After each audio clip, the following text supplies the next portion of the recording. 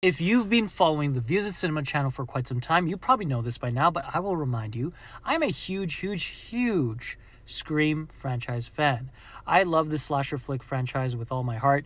It's the one I kind of grew up with, and it's just my favorite horror movie franchise of all time.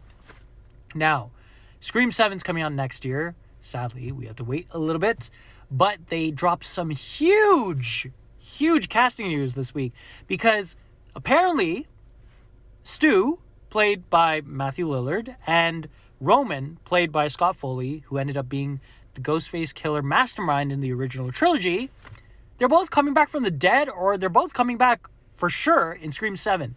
Now, a theory that someone told me was that they're possibly going to finally show how Roman, played by Scott Foley, masterminded the whole thing in the original film and how he taught Stu and Billy to go through their plans and, go and push them forward in order to try to ruin Sydney's life. Now, apparently Scream 7 is supposed to be about family. That's the whole emphasis on the story in this possible final movie. So if that's the case, and they're bringing back people from the dead, at this rate, just bring back Emma Roberts, bring back Laurie Metcalf, bring back Timothy Olyphant, Jack Quaid, Mikey Madison. Bring back everyone, man. At this point, I'm in for a wild ride. I just don't care at this point because I'm excited for this movie. I'm glad that Neve Campbell is back as the lead role again.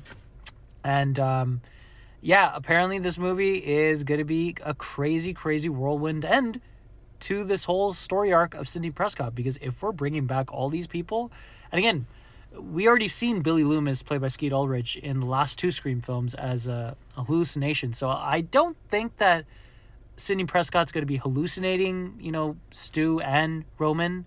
I don't see why she would. But if they are going to be casted in new roles or, in present day as if they survived their, murders, I don't know what Kevin Williamson is cooking up right now, because I highly doubt he's trying to make the Scream franchise into the Fast and Furious franchise where they're bringing back people from the dead.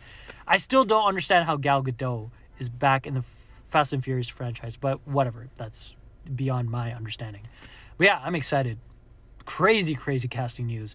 And at this rate, just drop every single name that's going to be in this movie, and if it's all the former Ghostface killers, I'm all in.